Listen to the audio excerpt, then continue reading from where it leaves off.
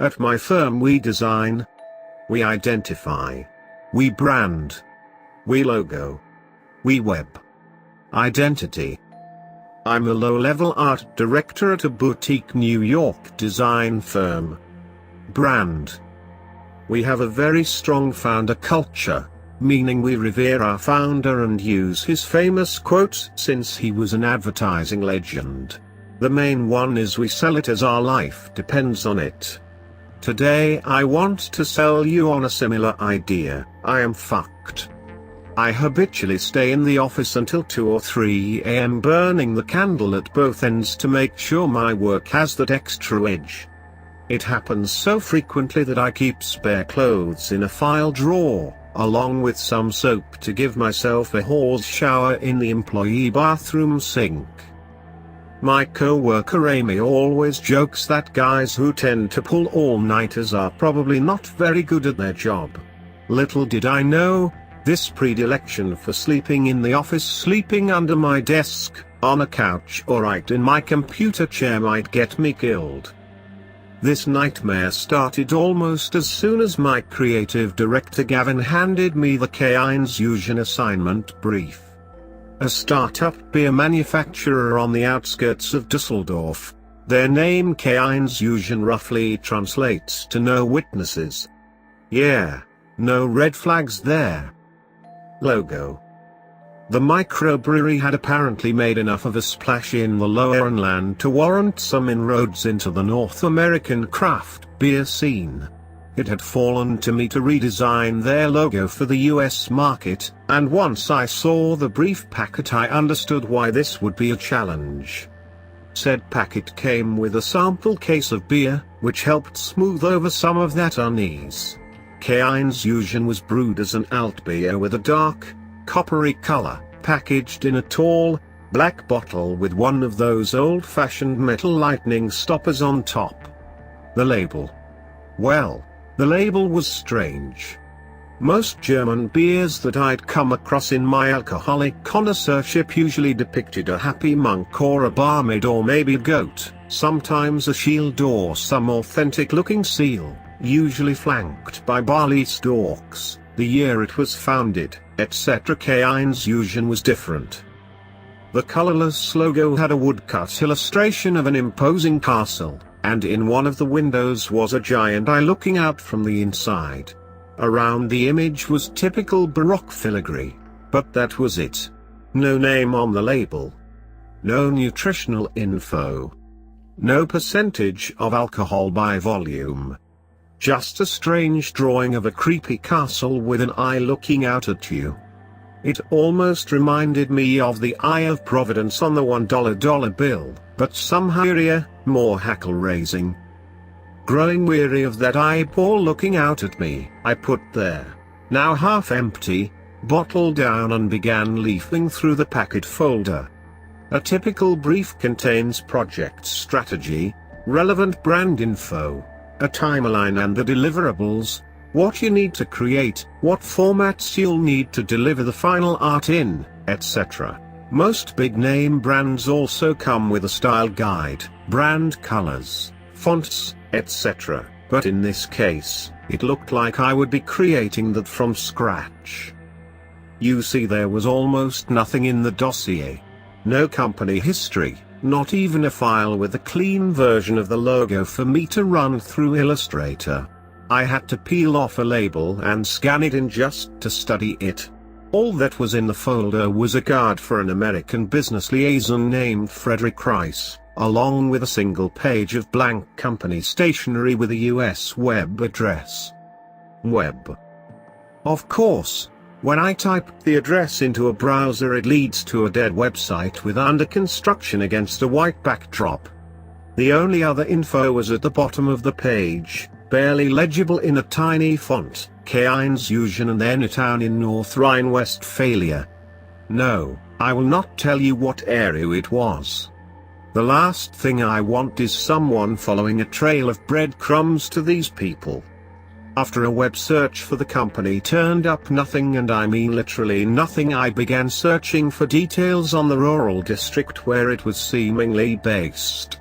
Not much caught my eye except for a few articles on some conspiracy sites about young women disappearing from that area over the last 3 decades. As far as I could tell, there was no actual castle in their district that matched the one on the label. At lunchtime, I ran into Gavin in the commissary and he said he thought the whole assignment was a little odd. And even this Frederick Rice guy seemed in the dark about a lot of stuff. The check cashed, though, so that's all that mattered. Around 8 p.m. that night I realized I had been at my desk for at least 3 hours just staring at the label in Illustrator. Zooming in, zooming out. That I polarized the image, created a half-tone pattern, switched the stark black and white to every shade in the color spectrum. Something about the image made me uneasy but simultaneously drew me in. Finally, I applied a trick that frequently works to help give me new perspective whenever I get stuck. I changed the orientation of the image. First I flipped it vertically, then on the horizontal, then up the contrast. It was then that I noticed certain small markings within the filigree around the castle image resembled Roman numerals. On one side read 88 and the other simply 19. A nearby janitor in the otherwise dark, empty office jumped as I let out a loud whoop upon making this discovery. These markings were so small I hadn't noticed them even at the closest zoom in, but somehow changing the orientation and contrast revealed them. Maybe this takes me to a whole new level of OCD, but damn it worked. But what did it mean? Was 1988 the year the brewery was founded? Why bury it almost imperceptibly within the cross-hatchings of an illustration? It reminded me of the way the famous caricaturist Al Hirschfeld used to hide the name of his daughter Nina into his drawings. You would have to be looking for it to find it. Don't know why, but my gut told me to try typing 1988 behind the / in the K1's URL. Nothing. Remembering how I inverted the image, I then tried 8891, nothing. Then I also remembered I changed the vertical, which would change the number to 8861. Eureka! The website switched to a black page with a single underlined hypertext dot, probably a period, at the center. All it needed was some mysterioso music playing in the background to give it that creepy deep web vibe. I clicked the dot and a streaming black and white video appeared, showing the inside of a lit bedroom. The room looked normal in every way except for the man sleeping in a chair by the door. And the young girl lying on the bed, her wrists and ankles tied to the posts. Good God! What had I stumbled across? She was wide awake, fully clothed in pajamas, just staring at the ceiling. Only after a minute or two assessing the scene did I realize there was a slight hum on the soundtrack, so I put on my headphones to listen more closely. I heard her subtle breathing just behind the air conditioning in the room. Goosebumps ran down my flesh. Suddenly it wasn't so fun being the only person left in my darkened office. It was surreal watching her staring up, her eyes darting back and forth like she was on drugs, rattling off random numbers and stuff in German that I couldn't understand. After a few minutes I realized this wasn't a creepy video, but rather a creepy video live feed happening in real time. I don't know how long I was watching when at a certain point the girl suddenly started dispassionately yelling. "Help me! Help me! Get off! No no no no no no no no!" She yelled it the way a court stenographer would read something back. The sleeping man in the chair, dressed in a turtleneck and dark slacks, got up like he was about to start slapping her around, but he ignored her and walked up a footstool by the wall in front of the bed and, pushing a metal cap in the wall to the side, began peering through a peephole into the adjacent room. He stood there looking for several minutes until the silence was punctuated by audible screams from the other side of the wall. "Help me!" a male voice declared in blood-curdling shrieks. "Help me! Get off! No! No! No, no, no, no, no, no! Christ God, no, no, no!" The screaming continued for another minute or two. The man looked through the hole unflinchingly until the screaming subsided, then stepped down and left the room. A minute later he came back in, walked over to the girl on the bed and rubbed her mouth with the palm of his hand. When he took the hand off, her mouth was caked in a dark liquid, which I can only guess was blood. He walked back to his chair. The girl continued to just lie there in a catatonic stupor. Then she turned her head to her right and stared directly into the camera. Right at me. "Good night," she said, smiling. I jumped in my seat, immediately closed the window in my browser, grabbed my stuff and fled the office. On my way out of the building, the doorman said, "Good night." And I freaked out even more. After barely sleeping, I came back into work the next day pretty shaken. Internally I debated what I'd seen and what my next move was. Was this some sick German porno an employee had posted to the site? Was there a kidnapped girl somewhere in the basement of this brewery? Should I tell Gavin his new client might be some variety of serial rapist?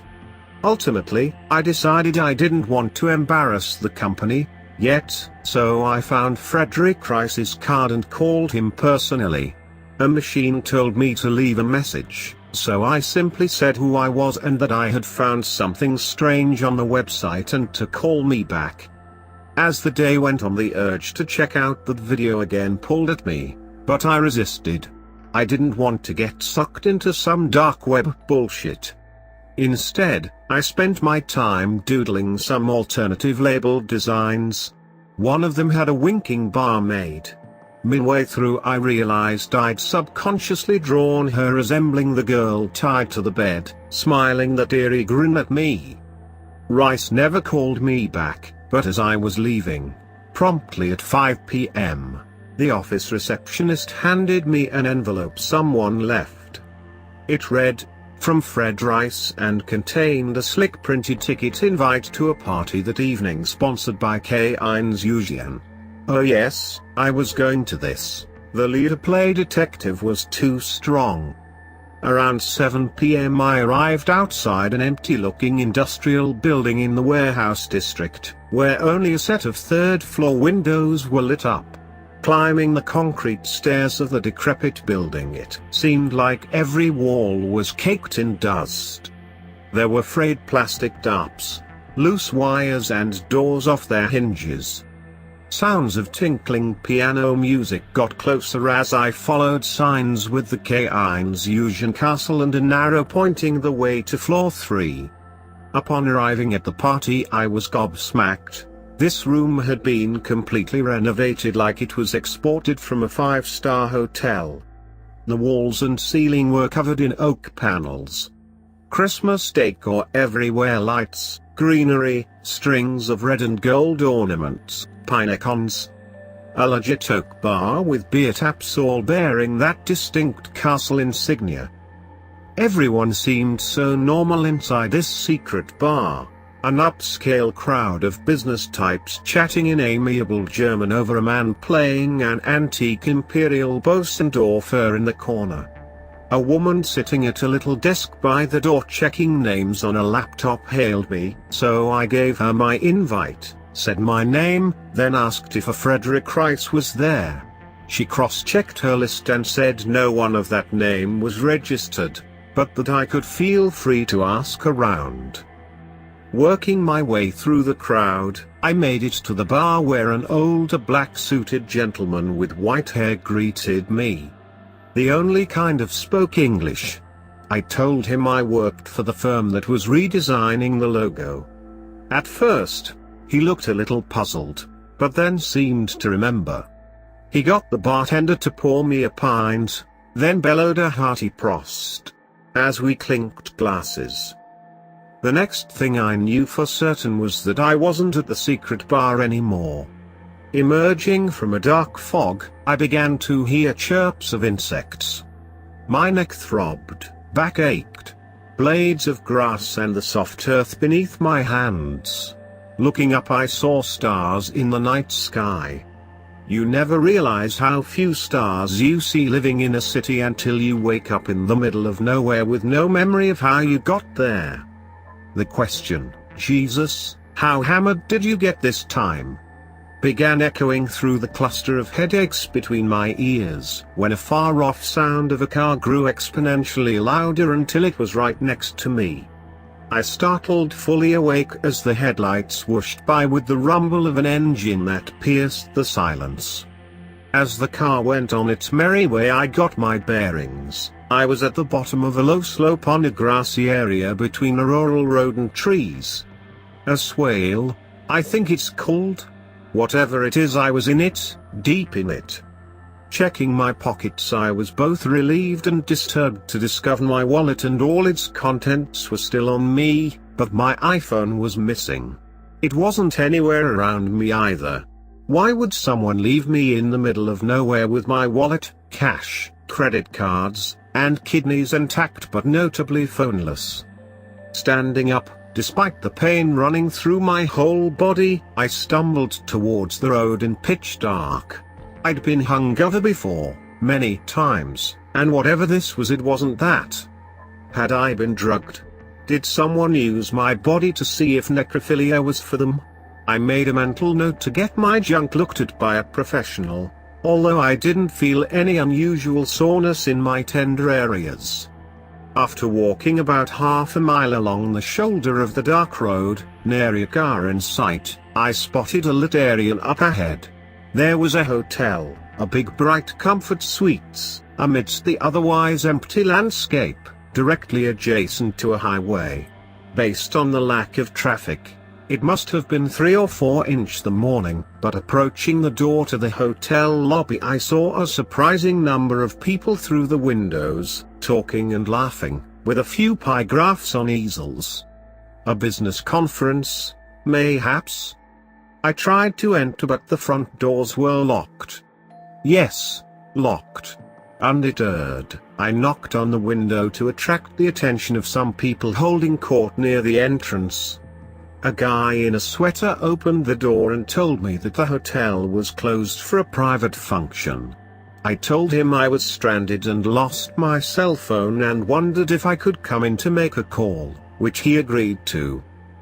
In the business center, I learned it was 2:45 a.m. and I was far upstate, at least a 2-hour drive outside the city. This might have been an appropriate time to call the police and make a report of my abduction. Maybe even take them back to the warehouse where the friendly K-Iron's Fusion rep had apparently slipped me some GHB or the like. Instead, all I thought about was how it might look to Gavin, especially making accusations at the client. I needed to check my anger, regroup, reassess and, yes, return to the city if I didn't want to lose my job. I phoned for a car service to pick me up. On the way out of the Comfort Suites, my ride idling at the entrance, it felt like everyone in the lobby had gone a lot quieter and was just staring at me. After the glass door closed behind me, I could have sworn I heard the guy in the sweater say, "Auf Wiedersehen," followed by a few scatter laughs. Go, I urged my driver. I paid the car service $120 to drive me an hour south to a commuter train, and from there it was another 2 hours and change to get back. Trying to figure out the why of it all consumed me the whole way back.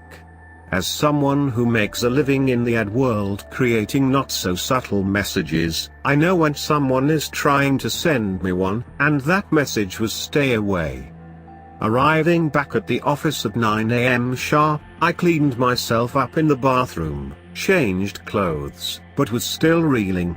I was ready to tear Gavin a new one for putting me on the K-Iron's Fusion account and tell him exactly what I'd been through over the last 15 hours. I was ready to show him that video feed. Then I found my phone. On my desk. There were 4 messages and 9 missed calls from an unknown number, all from a man telling me it was urgent that I get in touch with him immediately. He was so frantic he didn't even reveal his name until the 4th message as Special Agent Fred Rice of the Federal Bureau of Investigation. Shaken but still a little skeptical, I dialed the number. He answered on the first ring. Fred Rice, if that was his name, sounded scared. If you ever want to be unnerved, listen to an FBI agent tell you you're in danger. And so is he. That was the gist of the conversation. I explained that I'd gone to the party he'd invited me to the night before, got drugged and left in the middle of nowhere. He said he hadn't sent the invite. Apparently he and his partner Mitch had been investigating K-Heinz Fusion after finding their suspicious bottles over the course of several supposedly separate missing person investigations in the US, one involving a prominent private telecom executive. At first, they thought it might have been drug-related, but Mitch thought there might be clues within the logo itself. Shortly after his analysis, he went missing. Fred decided to hand the bottles and their rough point of origin to an independent analyst, me in the hopes of uncovering the same thing his partner did. When I told him about the website with the video, he was adamant that he did not want the URL, but wouldn't elaborate further. I begged him to tell me what was going on, but he refused. Right before he abruptly hung up, he told me to check my email, not to tell anyone about what I had seen, and that he couldn't protect me. Upon putting the phone down, I noticed there were people around my area in the office looking over their shoulders at me. I saw myself reflected in my shut-down computer screen and noticed my eyes were bloodshot and I was crying. I turned on the iMac and checked my work email. There was a message with no subject from an email address toadsfall1988@yahoo.de. It consisted of one attached a black and white photo of a man with glassy eyes sitting upright on a box crate, dressed in a rain slicker inside what looked like a barn. He was leaning a little. I couldn't tell if the man in the raincoat was dead, but he looked it. Frederick Rice was on the email. Not knowing what to do, I just sat staring at the computer for a long while. A few co-workers asked me if I was okay, and I brushed them off. I started researching again, this time paying closer attention to the articles about the mysterious disappearances of young women from that area in North Rhine-Westphalia. According to the more crackpot-looking sites, the commonality among the missing girls was they were all blonde, young and professed to have psychic abilities. It made me think of the girl on the bed, how she would say things and then someone would say those same words a few minutes later. Once everyone had left the office, and the lights went out, I went back to the K-Heinz Fusion website. I opened the video page. Sure enough, there was the young blonde, still tied to the bed, staring up, her eyes darting back and forth, spouting a mixture of German and numbers that I couldn't comprehend. At one point she spoke Chinese for a minute, and maybe Russian. Occasionally she would take a break. The man in the chair brought over a clean bedpan. Later an old woman wheeled in what looked like a room service tray, and the man fed the girl. "WHO's there?" she shouted without warning. The man feeding her was taken aback and spilled some porridge on her shirt. At that moment he looked up directly at the camera. Then he got a napkin and cleaned what he'd spilled off of her nightgown.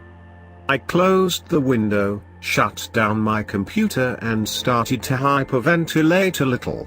I didn't know what to do. I felt helpless. It was 11 p.m. in the pitch-dark office. I was too scared to go home, too scared to call the police. I felt hopeless and exhausted. So I did what came naturally to me at this time of night at the office. I walked over to a sofa near the office pantry, lay down and shut my eyes. Just as I was about to drift off, my ears picked up the faintest sound of footsteps. "WHO's there?" I said, darting up. I must have sat there just listening to the quiet hum of the air conditioner for an hour, maybe longer. Then, when I couldn't keep my eyes open any longer, I lay down again and went to sleep. When I woke it was daylight, and I was in the woods again. That familiar hangover feeling from the previous night was there, but stronger, fiercer. It felt like a train hit me. There was a horrible dehydrated taste in my mouth. Barely able to stand, I worked my way up from the dirt onto my feet when I saw what was behind me in the middle of the otherwise empty forest, a wooden shack. Feeling in my pockets, I found my phone, but it was down to nearly no battery and said it was roaming for some reason. It also said it was 4:15 a.m. even though bright afternoon sunshine permeated everything around me.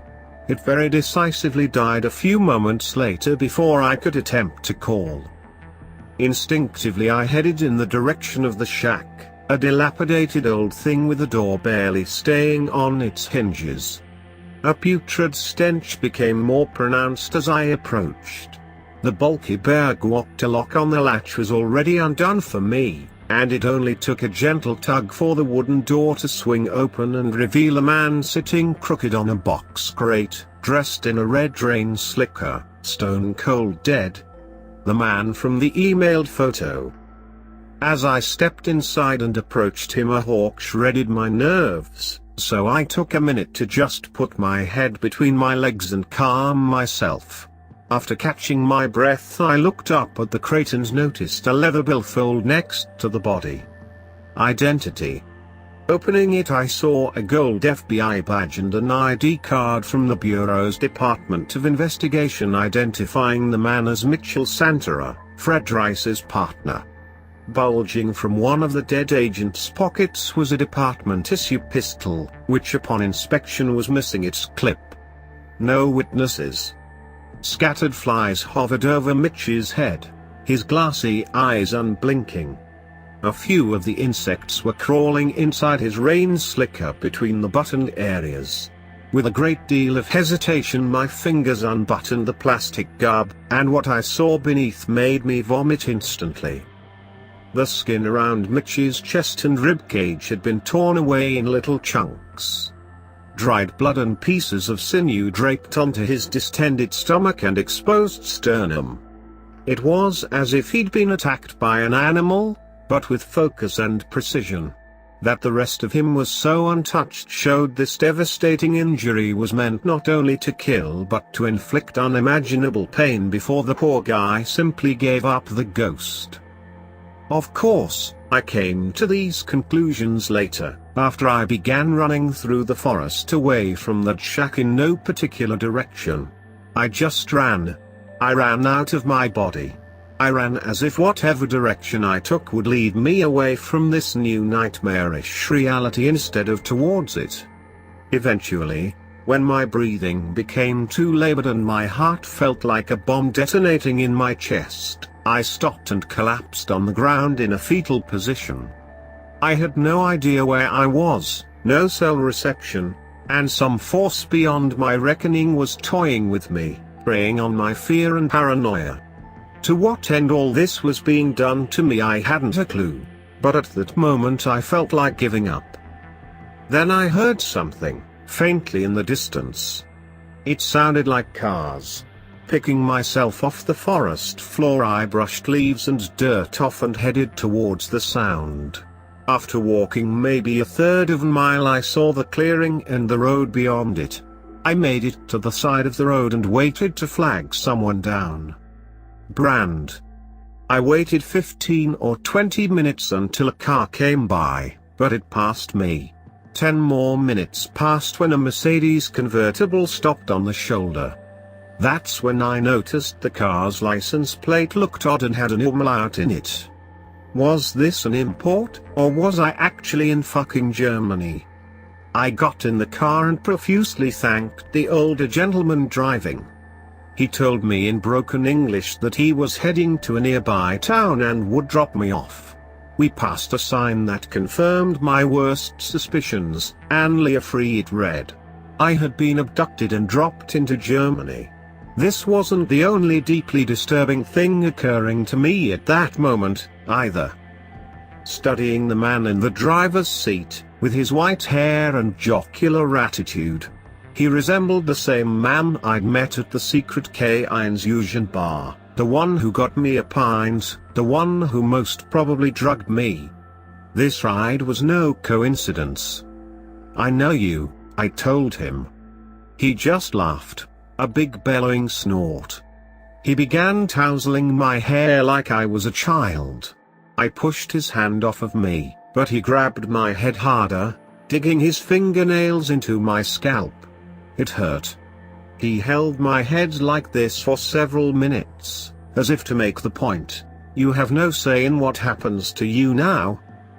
Eventually, we drove our way out of the wooded country road into an open area near the foot of a large green hill, at the bottom of which lay a fairly large, unmarked two-story Tudor-style building.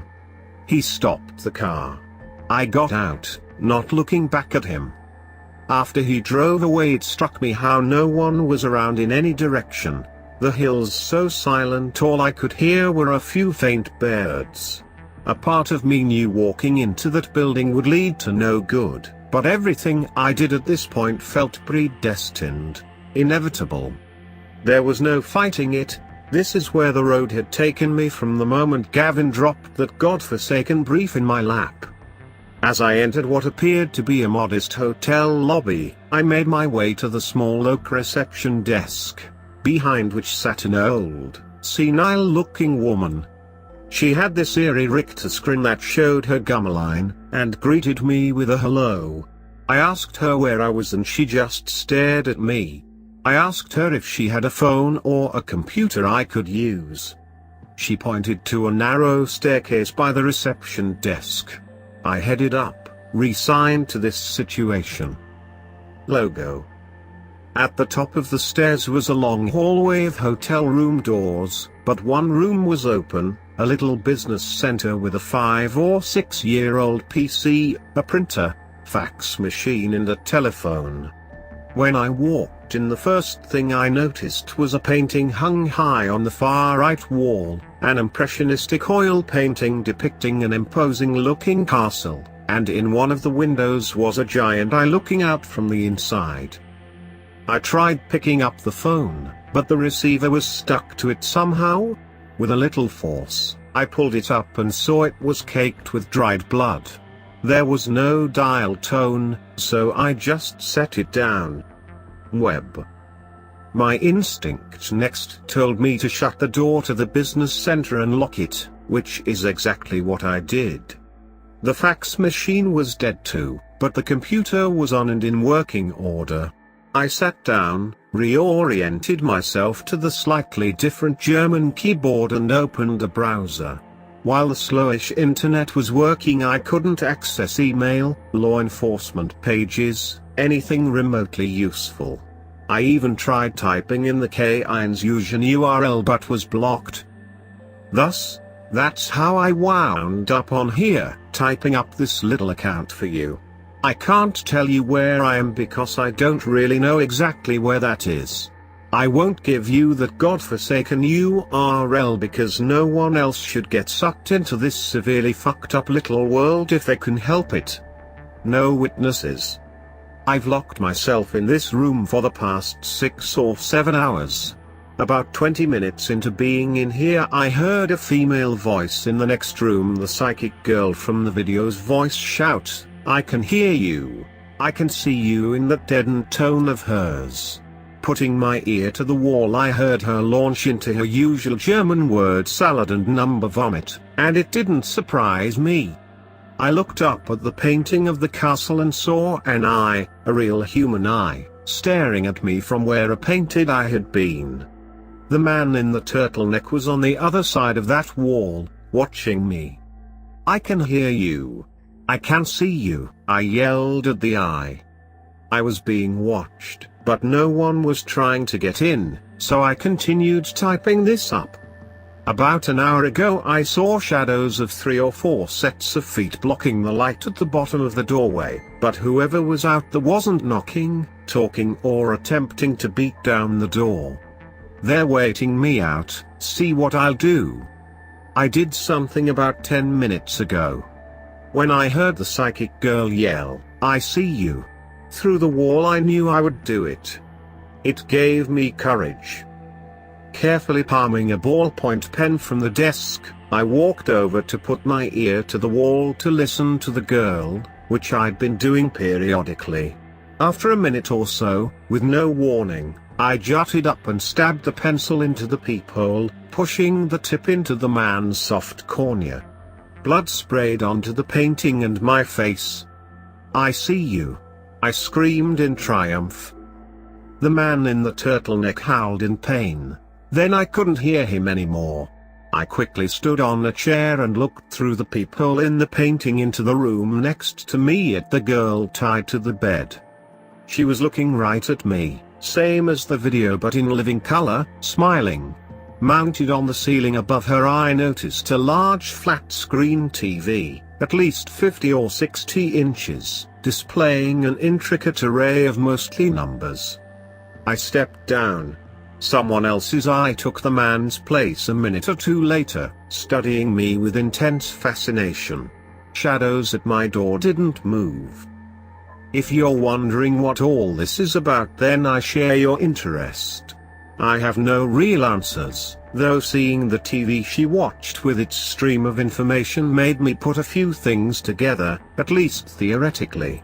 Gavin was always going on about big data and advanced psychographics, companies whose job it is to mine personal data from social media in order to predict consumer trends, voting patterns, etc. You can feed that information into a computer and target specific people with a specific advertising message, household to household. It's not the wave of the future, it's here now. But what if you fed that same data into someone, say, a young woman with psychic abilities? What could you learn about the future? How much could you charge for certain interests to access that information, and how would you disseminate it? What would you do to keep that information safe? Again, it's just a theory.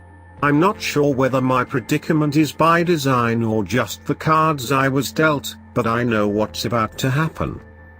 The people outside the room are starting to beat down the door.